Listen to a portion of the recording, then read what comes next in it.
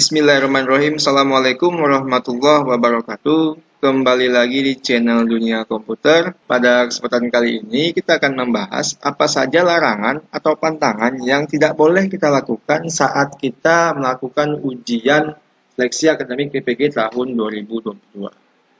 Nah, ini sangat penting sekali untuk dibahas karena jika kita melanggar peraturan ini, maka kita akan dapat diberikan sanksi. Bahkan yang lebih parahnya lagi dapat didiskualifikasi dalam seleksi akademik ini. Oke, langsung saja. Di sini saya sudah masuk ke laman website ppg.kemdikbud.go.id. Saya ambil datanya langsung dari website resminya. Lalu saya scroll ke bawah, lalu saya pilih panduan seleksi akademik. Lalu scroll lagi ke bawah. Di sini ada file berbentuk PDF yang berjudul Panduan Seleksi Akademik Calon Mahasiswa PPG dalam Jabatan Secara Daring Berbasis Domisili. Nah, teman-teman yang ingin membacanya lebih lengkap, teman-teman bisa download langsung ke laman websitenya. Di sini saya bakal jelaskan apa saja larangan-larangan yang tidak boleh kita lakukan atau tata tertib saat kita melakukan ujian seleksi akademik PPG tahun 2022. Nah, di sini langsung saja saya scroll ke bawah sampai ke pokok pembahasan yang akan kita bahas. Nah, di sini kita langsung saja ke tata tertib peserta ujian. Oke, yang pertama, peserta harus sudah memasang program atau aplikasi Shape Exam Browser atau SEB dan file konfigurasi SEB ke dalam laptop. Peserta yang belum memasang program aplikasi ujian akan dibatalkan ujiannya pada sesi tersebut. Bagi teman-teman yang mau menginstal dan nggak tahu bagaimana cara downloadnya dan menginstalnya, teman-teman bisa lihat di link deskripsi, sudah saya cantumkan linknya, di mana itu ada tutorial untuk cara menginstal Shape Exam Browser ataupun aplikasi ujian seleksi akademik PPG. Oke, yang kedua di sini peserta harus masuk di ruang Zoom paling lambat 30 menit sebelum pelaksanaan ujian. Yang ketiga, peserta harus mengikuti ujian sesuai jadwal dan waktu yang sudah ditentukan. Yang keempat, peserta harus berpakaian sopan dan rapi, tidak boleh menggunakan kaos. Nah, kita akan bahas di poin 2 sampai dengan poin keempat. Jadi, teman-teman kan tentunya sudah tahu jadwal atau sesi teman-teman nantinya mengikuti ujian. Nah, misalkan contohnya saya jadwalnya tanggal 18 di sesi 11, yang dimana itu waktunya jam 9 sampai dengan jam 11 pagi. Tentunya 30 menit sebelum jam 9, saya harus sudah standby dan sudah masuk ke dalam ruang Zoom meeting. Nah, untuk link Zoom meetingnya, teman-teman nantinya akan diberikan di grup. Jika teman-teman sudah gabung di grup pengawas ataupun grup yang linknya tercantum di kartu seleksi. Oke, yang ketiga, peserta harus mengikuti ujian sesuai jadwal dan waktu yang sudah ditentukan. Oke, ini sudah paham ya. Yang keempat, peserta harus berpakaian sopan dan rapi. Nah, ini kita nggak disuruh pakai baju hitam putih. Kita bebas pakai baju kemeja, yang penting rapi, asal tidak menggunakan kaos. Lalu yang kelima, peserta mengerjakan ujian di dalam ruangan yang tenang, nyaman, dan dengan pencahayaan cukup tanpa ada orang lain. Yang keenam, jarak peserta kurang lebih 2 meter dari kamera zoom di HP. Posisi HP berada di samping, depan, atau kiri.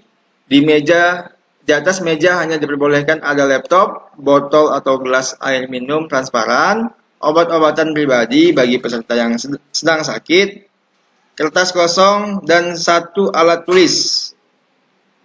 Ya, laptop bersih dari kabel lain kecuali kabel charger. Nah, di sini setelah kita mensafetykan ruangan yang kita pakai nanti yang untuk ujian, teman-teman pastikan menyiapkan 2 meja.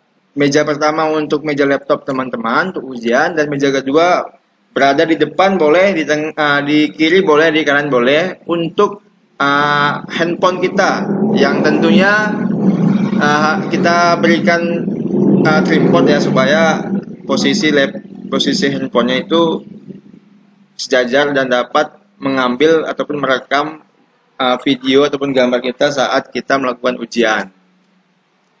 Lalu yang ketujuh, peserta harus mengikuti dan menaati pengawas dalam proses verifikasi dan selama pelaksanaan ujian, proses verifikasi data, ruang, dan kepengawasan dilakukan oleh menggunakan aplikasi Zoom.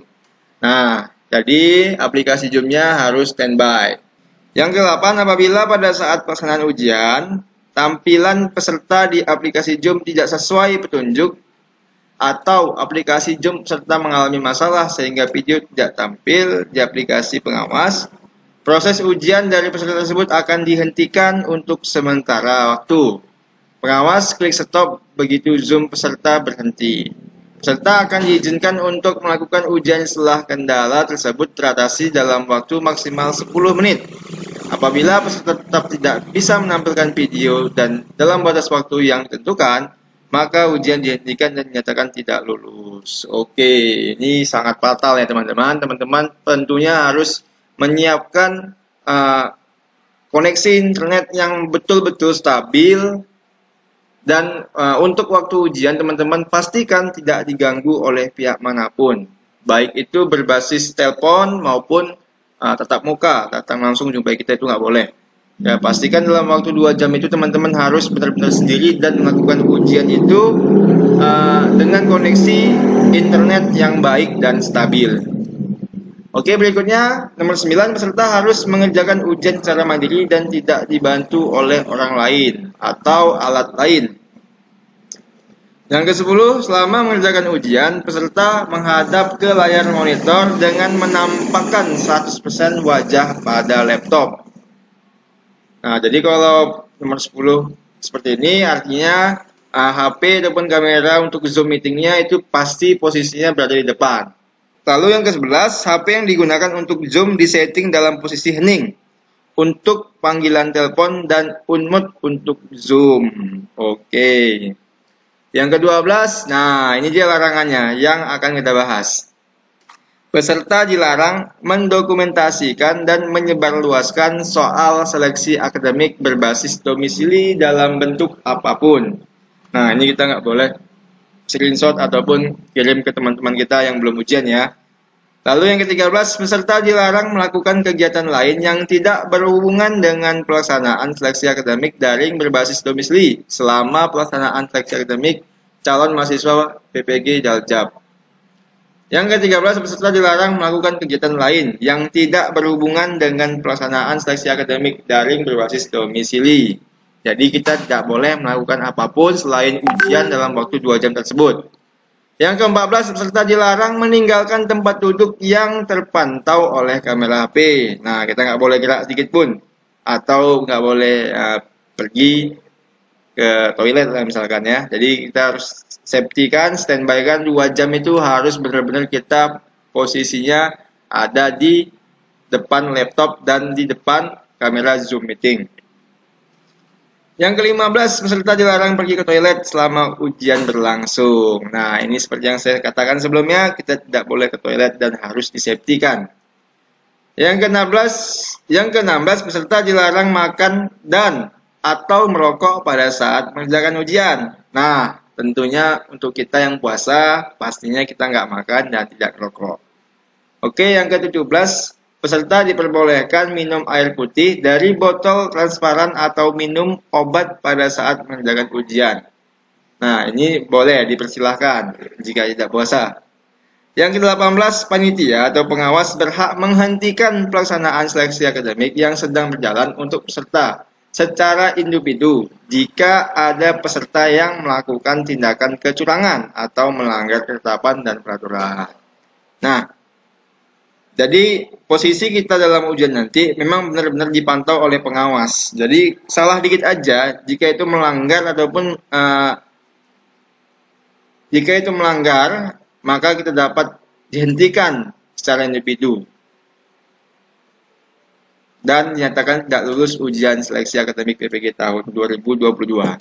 Nah, di sini ada form pelanggaran dan sanksi. Nah, ini yang paling beratnya. Di sini ada jenis sanksinya, yaitu jenisnya ringan, sedang, berat, dan sangat berat. Nah, untuk bagian jenis sanksi yang ringan, misalkan peserta lupa mematikan suara HP. Nah, ini sanksinya kemungkinan hanya diberikan peringatan oleh pengawas. Lalu yang kedua, untuk jenis ringan, peserta berpakaian tidak sopan sebelum ujian. Nah, ini mungkin disuruh ganti baju, tidak boleh pakai kaos. Lalu untuk sanksi yang sedang, peserta terlambat masuk di ruang Zoom saat uji sudah mulai ataupun sudah login. Nah, ini sanksinya peserta dibatalkan pada sesi tersebut dan dinyatakan tidak lulus. Oh, itu sangat besar ya. Nah, ini sanksinya sangat berat karena langsung didiskualifikasi. Lalu peserta tidak memasang program aplikasi ujian. Nah, ini langsung tidak lulus nih. Lalu peserta meninggalkan ruang ujian sebelum waktu selesai. Ini juga dinyatakan tidak lulus. Lalu untuk sanksi berat, itu peserta menyimpan dan atau mau menyebarluaskan sebagian atau seluruh soal. Ini akan diberikan sanksi. Peserta dinyatakan tidak lulus dan diskualifikasi sebagai peserta seleksi akademik dapat diproses hukum sesuai dengan pelanggaran yang dilakukan. Nah, ini sanksi yang sangat berat, yang dimana kita tidak boleh menyebarkan soal ke teman-teman kita ataupun ke internet. Lalu di sini yang sangat berat lagi ya, peserta dibantu oleh, lalu berikutnya jenis yang sangat berat, peserta dibantu oleh pihak lain dalam mengerjakan soal. Nah, ini nggak boleh dibantu. Lalu peserta memasukkan data. Nah, ini juga kita nggak boleh memasukkan data ataupun menggunakan data orang lain untuk mendaftar seleksi akademik PPG tahun 2022. Nah, inilah sanksi akan kita dapatkan jika kita melakukan kesalahan dalam pelaksanaan ujian PPG tahun 2022. Sanksi yang terberat itu ialah sanksi didiskualifikasi dan kemungkinan bakal dihukum sesuai dengan pelanggaran yang dilakukan. Nah, ini teman-teman, bagi teman-teman yang belum menginstal aplikasi dan teman-teman yang belum tahu bagaimana cara menginstal aplikasi Exambro-nya, teman-teman bisa lihat di deskripsi ada link video bagaimana cara menginstalnya. Dan pastikan teman-teman sebelum mulai ujian ataupun 30 menit sebelum ujian dimulai, teman-teman harus standby di Zoom meeting dan pastikan aplikasi Exambro-nya sudah terinstall di laptop teman-teman. Nah, untuk teman-teman yang mau lebih jelas lagi ataupun lebih lengkap membaca petunjuk ujian ini, teman-teman bisa langsung download di laman website ppg.kemdikbud.go.id dan pilih panduan seleksi akademik calon mahasiswa dan pengawas PPG tahun 2022. Oke, sampai di sini semoga paham. Sampai bertemu di video berikutnya. Assalamualaikum warahmatullahi wabarakatuh.